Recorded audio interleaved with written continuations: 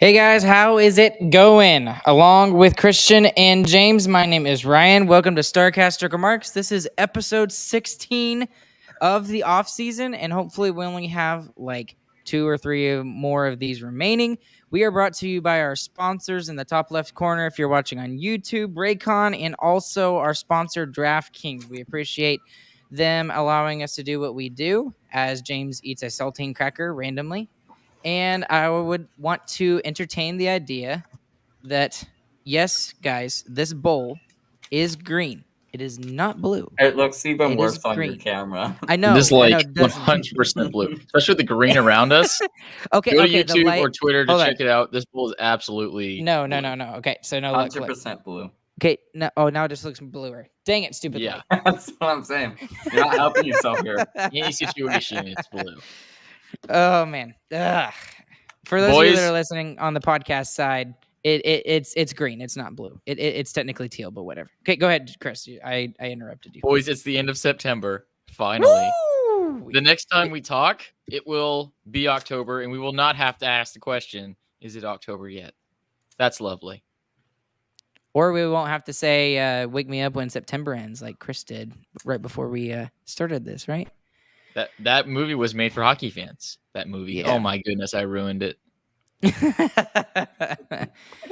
I'm just ready for this month to be over with, guys. And particularly, I'm ready for the regular season to get started because I'm so sick of having to talk about one of our topics that we're going to talk about tonight because we've been talking about it all freaking summer, but we have to talk about it because of what was released today. I think it's a bunch of bull crap, but we're going to mention it anyways. Well, let's get into it straight off the bat. Let's do it. So, Sabres give interest to Robertson. That's it. It's a rumor. Apparently, according to some podcasts. According to no sources. Right, exactly. According to Trust Me, Bro. But it was. I tried to keep Bro is going. my favorite source.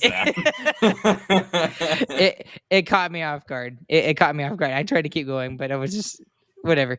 Okay, so anyway, apparently, according to this unnamed source, Buffalo has called the Dallas Stars about Jason Robertson and, maybe interested in moving Jason Robertson to Buffalo in return for, whatever. First things first, let me get y'all's reaction to that. Let's assume this is true. Would the Stars even slightly consider this? So I didn't let you know this before the podcast. But after the fact, I think it's a maybe. I mean, considering the amount of money that we've heard him asking for and considering the contracts that Nil is getting trashed for right now, especially the Jamie Benn contract. I mean, if he's really asking for a $9 million contract after his first full season, 2020 season doesn't count, or the 2021 season doesn't count. It was part of a season. His first full season of being a number one forward. That's crazy. You can't pay him that much after one season of proof. Jamie Benn had multiple seasons of proof and then won the most points in the entire National Hockey League and then got a $9 million contract. This is not that situation. Yeah. So I don't know if Robertson's camp is really dying on the hill. If this guy's worth $11 million right now, that's crazy. You can't do that. So... But again, it's all rumor. I mean, Nil does really well keeping everything under wraps, really, but we have no idea how much money is actually being talked about right now. So I'm just worried that whatever they are trying to consider, if it is like 10 million plus, which I think it probably is, because if it was less than 10 million, I think he'd already be signed, to be honest with you. We talked about all summer that, in order to fit him under the cap, we would have to trade, multiple different players, right?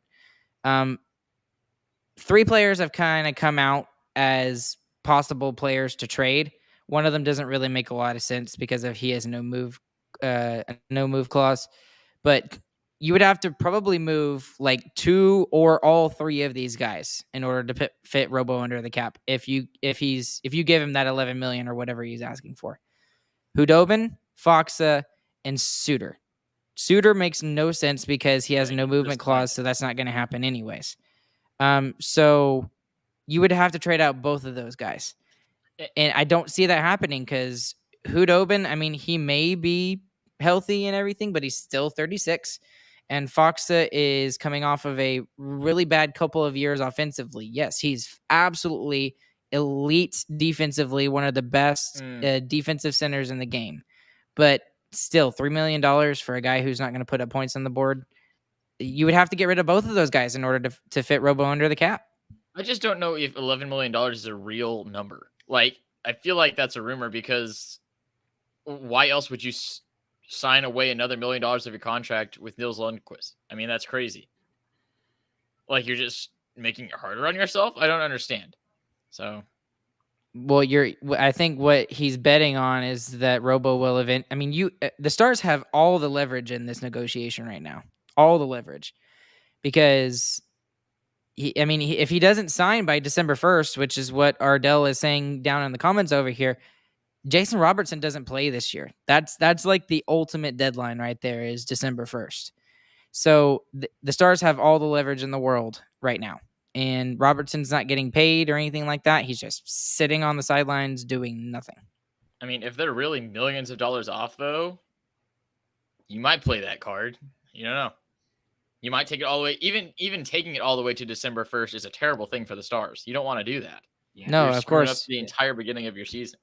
Right. And So- Ardell in the comments is also reading my mind. And he answered your question, Chris, is because we had an obvious glaring hole in D on the right side with Klingberg gone. We really did. He's not going to fulfill that right off the bat, but he has the potential to be that top two guy eventually to play with me or Heiskanen. I don't know, but we'll see. But that's why you do it, and that's why you take the risk, and you hope that Robo comes to some sort of sense. That's a big hope and kind of crazy to play with your number one forward last year, but agreed. whatever. No, I'm not saying it's a ballsy move. It is a definitely ballsy move. So here's the thing: do you blame Robo for holding out for that $10+ million contract, or are you a little bit frustrated with him right now? Because it is 10 I plus can kind of million. see both sides right now. If it is 10+ million, then definitely I'm frustrated. But I just don't know if that's the case or not. James, what do you think? Honestly, for a lot of these players in the NHL, they all deserve to get paid more than they're getting paid right now. So personally, I don't blame any player. Honestly, it doesn't matter their caliber. They're literally they're exchanging miles on their body for money right now. That it's kind of how that ends up working. So I don't blame anyone for doing anything like this, honestly. Yeah. I don't blame him for trying to get paid, but like if we're fighting this hard for like $500,000, come on. I don't think it's $500,000. If it's $500,000, you split it halfway at 250,000. You go on your merry ways. That's why I think there is some credibility to the fact that he's asking for more than 10 million, but I don't know if it's like 12 million. There's no way I think it's over 12 million, but maybe 10.2, 10.3, and the Stars are looking at like 7 or 8. I could see that being an impasse at this point. But even if you look at the contract that McKinnon signed, and then you look at Robo, they're not close. I mean, McKinnon is head and shoulders above Robo. It's not even a conversation. So getting anywhere near what McKinnon got is ludicrous. Yeah, it's like a 40-point difference there.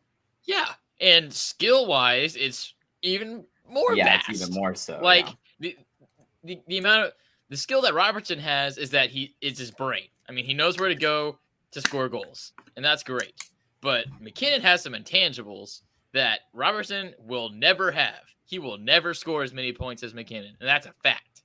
And so, and honestly, when I think of Robertson, I don't think of him scoring those clutch goals in games. I think Hintz more than Robertson for that. I disagree with. I mean, last year Robertson had the most game-winning goals. Yeah, I think they both can do it. I think the flashy goals definitely. I think of Rope more. But when I think of a a player who's just going to go change the game by himself, I don't think of Robertson. Robertson has to have his other line mates with him to play the game the way he does. Hintz can just go skate down the side of the ice and score a goal by himself. Like 100%.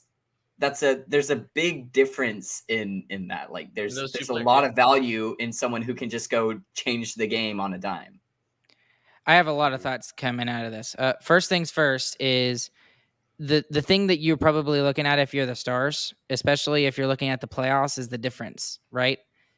He is a fantastic regular season guy. He's proven that the past 2 years, and it wasn't his fault that, COVID happened, and his colder season was a shortened season. That wasn't his fault. You can't blame him for that. This past season, he more than proved that, he is the player that he is. Now, the thing we didn't see in the playoffs is we didn't see him come out. We didn't see him come out and be that same exact player in the playoffs. So that's one thing that he has to prove. The difference between him and Ottinger, and the reason why Ottinger probably could have asked for more, I'm surprised we got him for 4, is you saw the hype that Ottinger has gotten across the NHL now with that playoff series against Calgary. And dude, if he can play like that as a playoff performer, dude, we have a guy who could be the backstop in our net for a decade and a half or more, depending on how long he plays for. But honestly, that's one of the things, if I'm the Stars and I'm looking at and I'm like, no, you're not worth $10 million, as I'm pointing to the postseason and saying, hey, you didn't really show yourself in the postseason, and it got to the point to where we broke up that top line for the last couple of games, and some people forget that. The second thing that I wanted to mention is the fact that I hate these RFA negotiations like this. It's stupid because then fans start looking at their really good young player and picking apart his game and looking down on him, which I absolutely hate. And, people are picking it apart and saying, oh, well, he doesn't do this. And, he should take this because this is how much money he's actually worth. And then the past is such and such. And then they analyze it way too much. And then you start hating the player. And I point to the Mitch Marner negotiations with Toronto a couple of years ago. And the Toronto media was just he was public enemy number 1 while he was negotiating his contract. And I'm scared that we're getting to that point with our arguably the best player we've had, the best draft pick we've had since Mike Modano, in my own opinion. I don't think that those comments are unwarranted, though. I mean, if you're saying that you're worth way more than what everyone else thinks that you're worth, then you deserve to be criticized through a different lens. Last season, we're looking at him through the lens of having an entry-level contract. Of course, he's the most amazing thing in the world with that. But if he's asking for $11 million, you look at him through the lens of an $11 million contract, he doesn't look as good. I mean, that's just facts. That's the way it works. You can't say, I'm not just a good player, just give him what he wants. You have to look at them based on what they make. That's why we harp so much on Jamie Benn and Tyler Seguin. They're still great hockey players. They're top 5 points on our team the whole year, but they make $9 million. They should be top 2. That's the whole point. That's the whole point of contracts. And I'm not saying that's not unwarranted. That's not what I'm saying at all. But what I am scared about is that we're souring on our one of our best players here, and he's young. And if you get him signed, he's going to be a cornerstone for a decade. He really is, and he's a guy that you could build a team around. And he could just be submarining us for the next 8 years. You don't know. Oh, please keep my fingers crossed that doesn't happen. I mean, but I don't believe that. Seriously could though. He's had a year and a half you're not of great wrong. hockey. You're not wrong. No playoff success. Yeah, that's totally a possibility, and that's why Nil's not jumping on it. To be a little fair on the playoff side too, that was his first playoff experience as well. I mean, I know you're expecting people to jump up there and be good, and he did have a lot of experience around him to try to get him up there, but it really is. It's your first playoff experience. Maybe he'll be better next year, but yeah, you're not betting on that either way. No, he absolutely will be better next year, but we're not going to pay you $11 million until you prove it. That's all I'm saying. So, and I'm only asking this question because I don't know the answer to it myself. So, when does he prove it? Does he need a year? Does he need 2 years? Does he need 3 years? How many years does he need until he proves it? Whenever we get back into the playoffs. Which could be this year. If we get in the playoffs and he's our best player, pay him the most money. Sure. So give him a 1-year deal and say, show me, and then throw the money at him when he does no it. chance that's going to happen. I mean, we know we're looking at either a 3 or an 8, if we're being honest. So I'm not so sure about that, because as we get closer, that deadline, with the first deadline, which is the first game of the season, I mean, it's coming up. So maybe they just sign a 1-year deal to kick the can down the road a little further and hope that maybe they can come to better negotiations next summer. But I could see him signing a 1 or 2 year deal at this point. No, you'd be risking $15 million if you don't play well. So I don't know about you, but I'm not risking $15 million for that. I'm taking the for sure money. So, and then here is my last thought process, and this kind of goes back to my whole, I hate this whole negotiation thing. Do you think that this kind of situation, because this has happened several times now, the young guys coming into the league have already been becoming superstars? Jason Robertson is an example. Mitch Marner is an example. And then they sit there, and actually William Nylander is another one. And they just sit out for a little while, and then you don't see the best players on the ice, and especially the young players on the ice. Is there a way to fix this kind of a situation with the CBA? Can y'all think of a solution to this? Is this just the way that it has to be? Yeah, that's same thing with Chris. You just more salary cap. That's the only way to fix it. That's the easiest way to fix it. Yeah, I mean, well, and speaking of every team always being able to fill their salary cap, like there's very few teams that don't really get close to the ceiling, and those teams are really like terrible.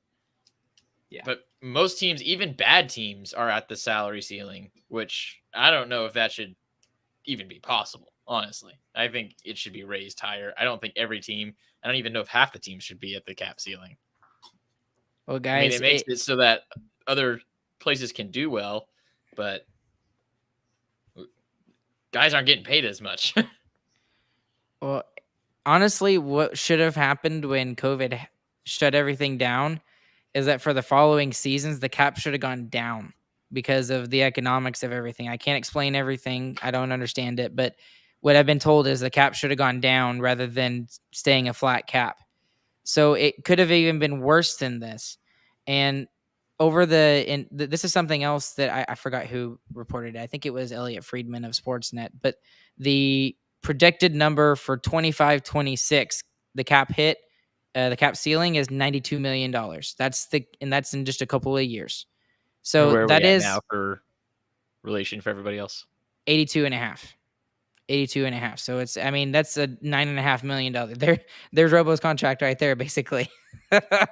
So, but I mean, obviously we can't wait 3 years for Robo to get signed. But what I'm really worried about is there a better solution to this rather than just raising the cap? Because I hate situations like this where such good players sit on the sidelines just because they're a restricted free agent. You can just move out that December 1st date, I guess, but that just makes it more likely for players not to play the whole season. So that's not good either. See, that was actually something I was thinking about is, moving up that December 1st deadline. Instead of it being December 1st, make it November 1st or make it the first game of the season, whatever the first game of the season is. And maybe that will force teams to actually sign these players quicker and better. So anyways, I think we're kind of beating a dead horse. Anything else on this topic? Nope. Tired talking about it. Yep, me too. And I know we had to talk about it, but yeah. Okay, anyways, Chris, there was a couple of other things that you wanted to talk about. Which one did you want to speak about first? You want to talk about Geary? Yeah, we can talk about Geary. That's a little bit more exciting. Let's talk about Geary. Either of y'all have that quote in front of you from DeBoer? I don't, but I will see if I can find it. Well, I'll give the gist then. Basically, DeBoer said, yeah, you'd have to be stupid to not have Gurianov on your power play. Which, yes, I think we agree with that. That's probably smart. James, will you go ahead and tell us the quote? Right. he said Guryanov's a shooter. We'd be crazy not to get him shooting the puck. We're not going to build the power plays around one skill level, but we'd be crazy not to look at it and use those strengths. I mean, I'd be fine building the second power play on one skill level. That sounds pretty good. But yeah, for sure. We talked about this all last year. Guryanov has one of the best one-timers in the league, and it wasn't used, I don't think, one time last year. So that's crazy. And actually, I'll bring up a quote that y'all didn't even hear, but Klingberg was talking to Anaheim media earlier, and he just talked about how degrading and terrible he felt while playing for Bonus's system.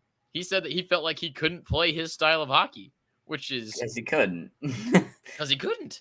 And it's nuts. And I mean, we kind of heard like inklings of that during the season. He was like, oh, I wish we held on to the puck a little bit more, but we didn't know that it was really that bad. But yeah, the system last year, offensive players didn't like it. Shock. Pete DeBoer doesn't like it.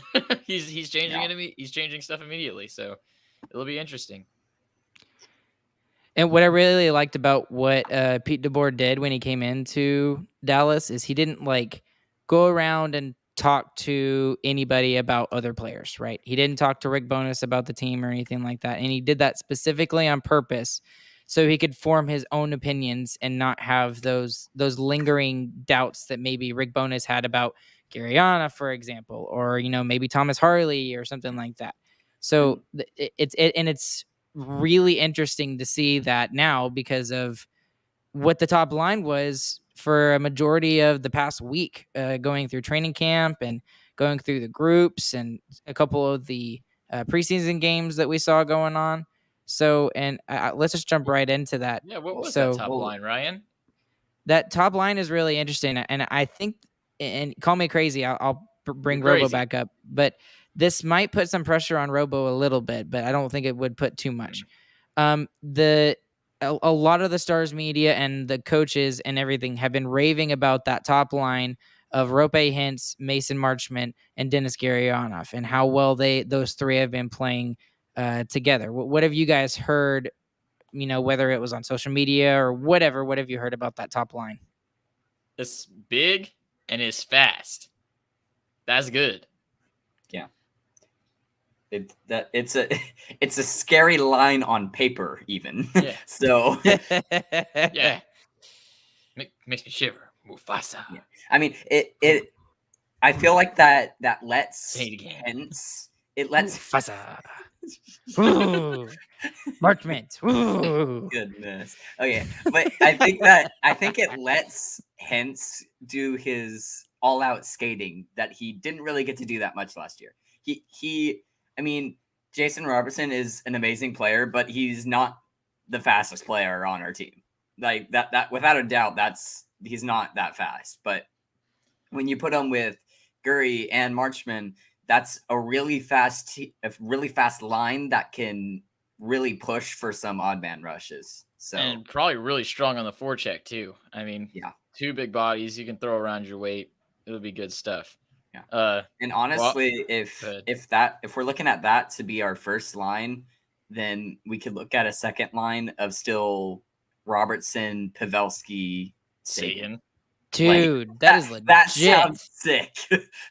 That's two number one scoring lines in my opinion.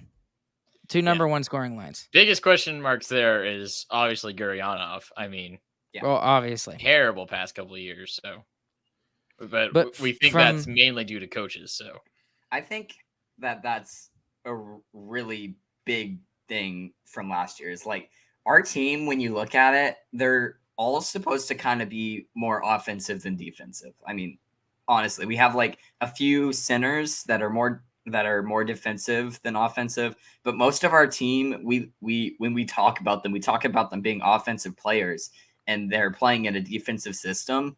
I mean, there's no way you're going to reach your potential with that. That's why we talked about how exciting the coaching signing was. It should be a complete shift of style, of game, of everything.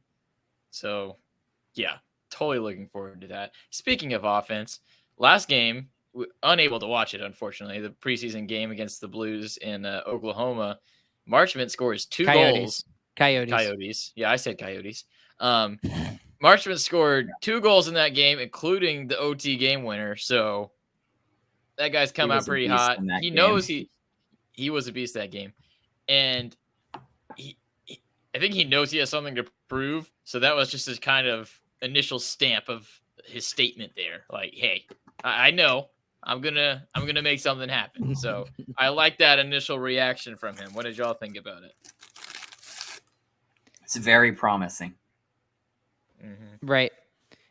My only thing, and I want to get excited, but I'm again tamper the expectations a little bit. It was against the Coyotes. It was also preseason, and it was also in Oklahoma. Yeah. Okay, because Oklahoma is just okay. I wouldn't even say that him scoring the goals is what excites me. The thing that excited me is what the goals say, which is what I was talking about. Like that in my mind, that's him telling us, like, yeah, I'm here to score goals. I'm here to play a bigger role. I'm going to play a bigger role. Here's your first little taste of proof. Yeah. And that's what I like, is what it says. And even with him scoring those 2 goals, I mean, you're obviously you can't think like, oh my goodness, he scored 2 goals. He's going to be like the second best player on our team now. I mean, no. It's way early preseason. I know you're dialing it way back, but scoring goals in the preseason still can be like you're scoring a goal every third night in the regular season. Mm-hmm. Yep. While we're on preseason, another thing I wanted to bring up. Hold on, before you go off to that, because I got 2 things actually about this, because I'm actually really excited about this. First things, how many of us actually expected that Mason Marchment would be on the top line? No, I didn't expect that either, which opens up a lot of other options for Pete DeBoer. So that's one thing I wanted to say. If he is on the top line, that's not for sure lying yet. We haven't. I mean, they've almost been exclusively playing together. That's just what I know, but that's just what I think. I think that is the top line, and I think that's what Pete DeBoer is going to go with. But the second thing that I wanted to mention is I want to mention about Rope Hintz, because yes, I know we rave about him and how great he is and everything like that, but I think he deserves even more credit, because here's the fact: he's had 2 different lines playing with him now, and he is the number 1 center. Flattened center. He is the number 1 center. It's not Sagan. And he had Robertson and Pavelski last year, and they played wonderful together. And then all of a sudden, you got 2 brand new guys, and all of a sudden, those 3 guys are doing really well. Okay, what's the only common denominator between those 2 things?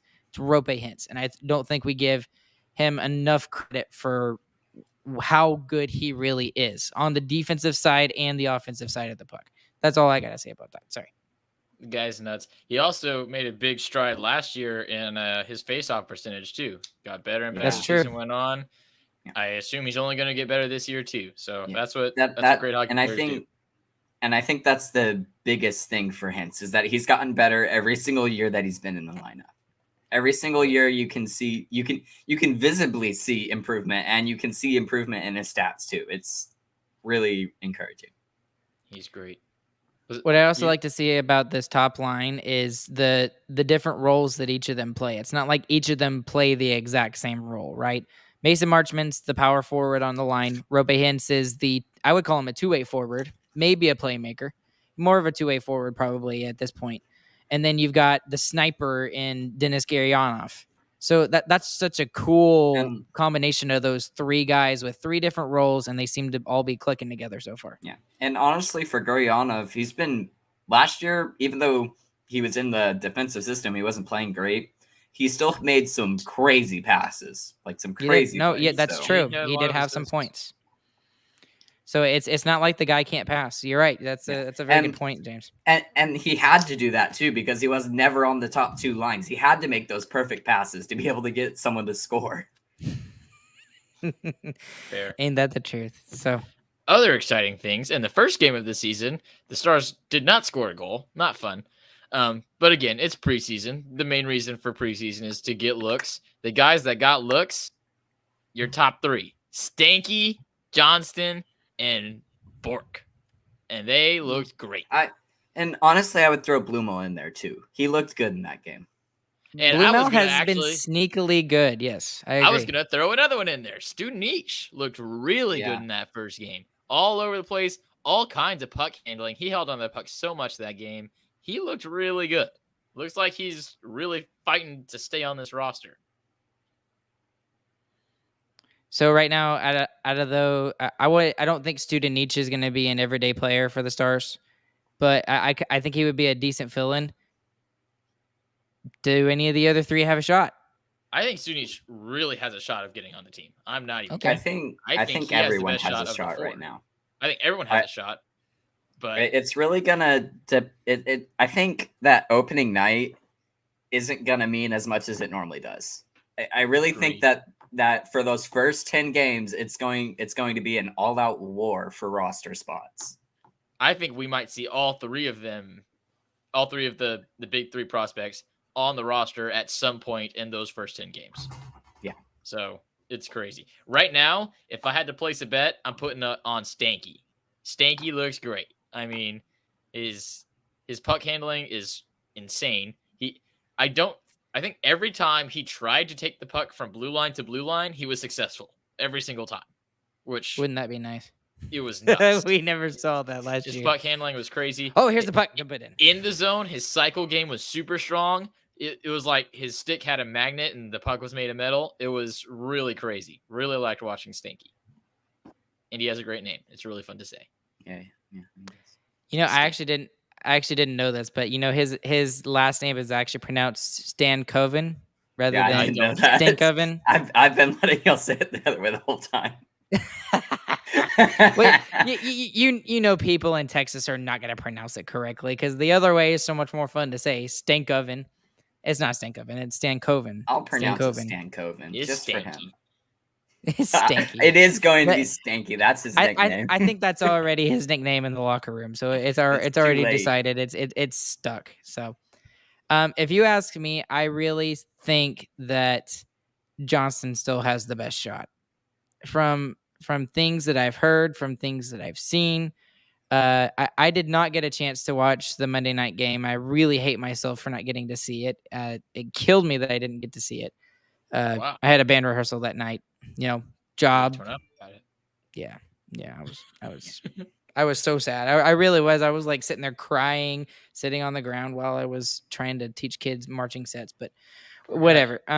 But I still think he has the best shot of those four, if you include Student Each, to make the opening night roster. I think he will get the 9-game tryout, and then I think he will be sent back to is he in the Q? No, he's in the OHL. No, he's not. Yeah, he's in the OHL because Stanky is in the WHL. Yeah.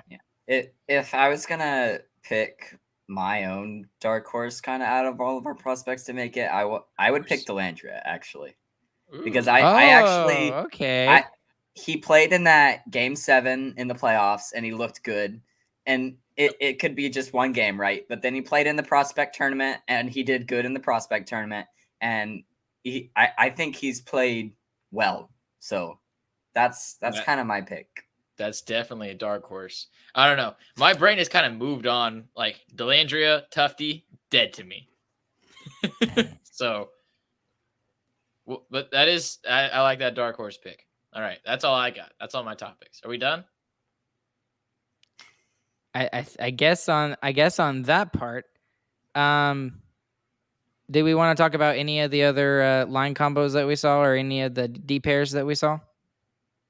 I don't think many of them were legitimate. I think most of them were just, I want to see this guy play.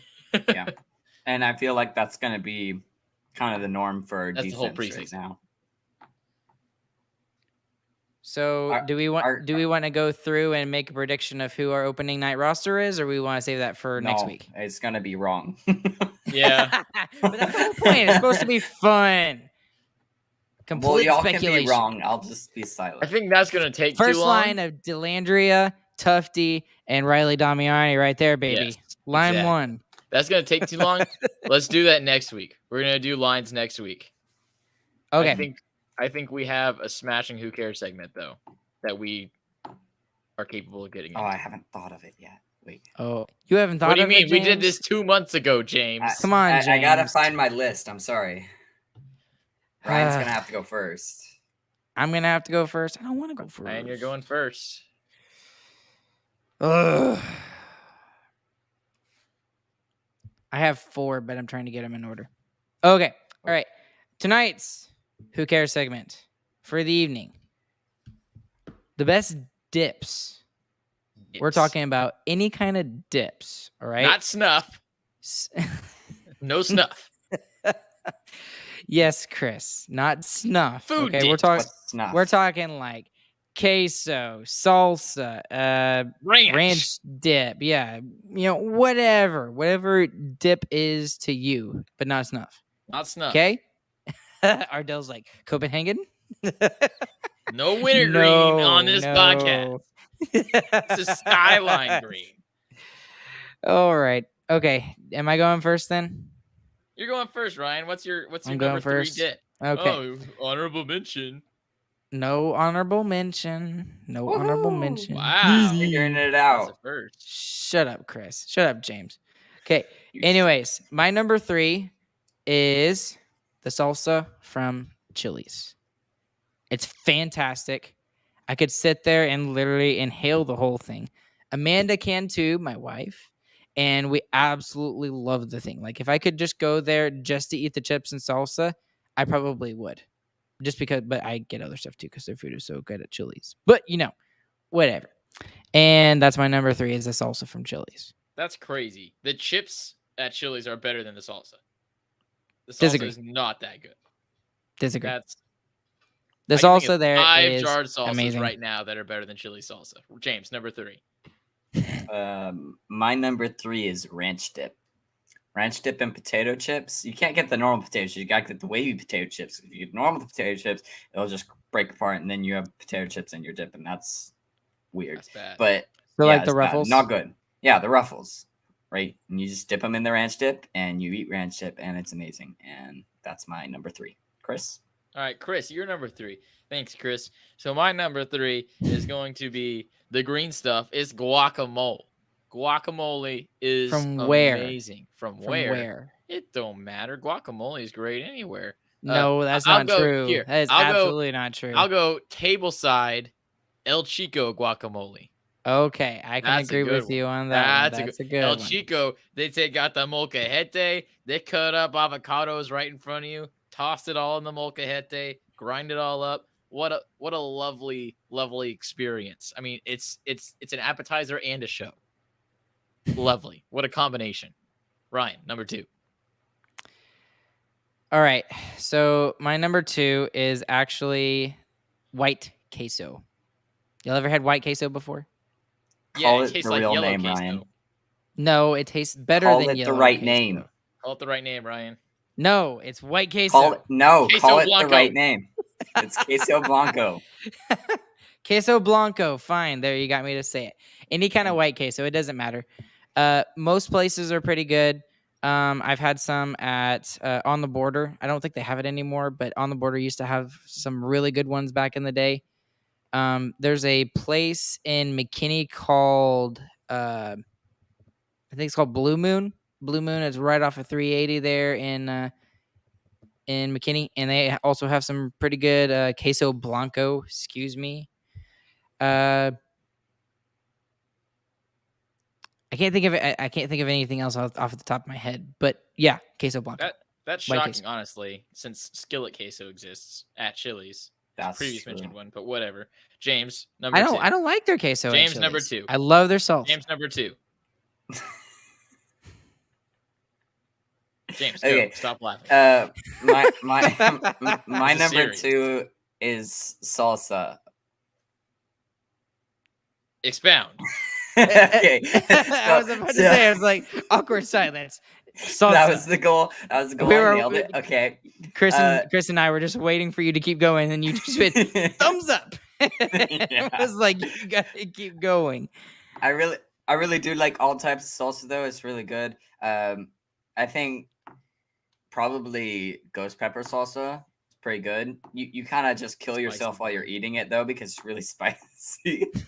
But it's always amazing because if anyone puts ghost peppers in a salsa, they know how to make salsa. Okay, you That's don't true. buy fact. an That is expensive fact. pepper to put in a salsa that you don't know how to make. So there you go. That's my number 2, salsa. I'll take it. Chris, number 2. Thanks, Chris. All right. My number 2 straddles the line. You know, I got to have one item that straddles the line a little bit. This is between Oh, a dip boy. and a dressing. We've got Wingstop Ranch. It's Wingstop a Ranch dip. is amazing. They Unbelievable. don't sell salad at Wingstop, so it's a dip. I guess that's true. Boom. That's huge. Okay. You're so validating him, James. Your validation is complete. everything that I eat it with, I dip it. You dip the chicken, you dip the French fries. Boom. Lovely.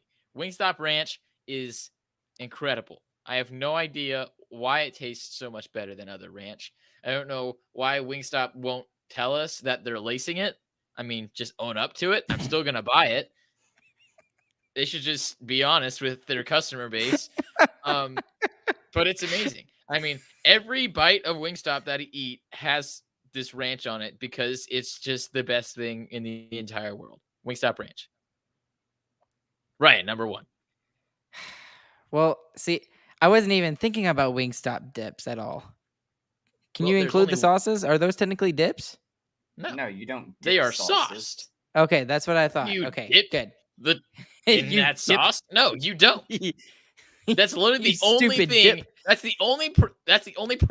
Thing you need to have for dips is that it is dipped. Palabras, Christian. Palabras. Words. Okay. Anyways, all right. I won't change my number 1 then. Anyways. Okay.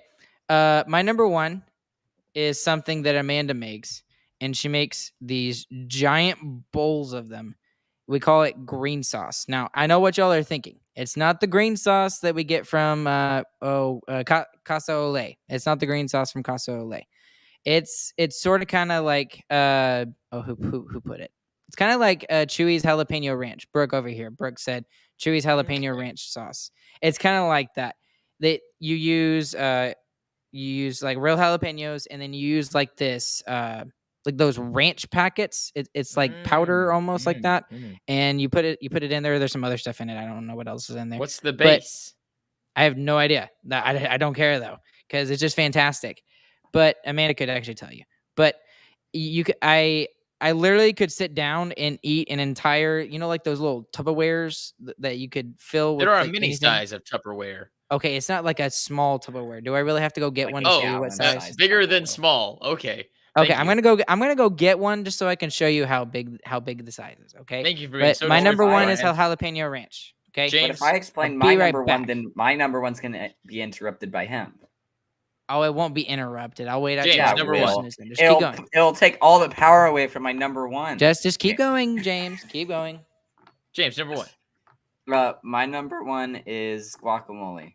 I really like guacamole. I like it when you get to take all the stuff and you go to a store and you buy it all and then you make it at home. Then it's like then it's fun too. You get to have fun making the guacamole, and then once you're done making it, you get to eat it too, and it's amazing.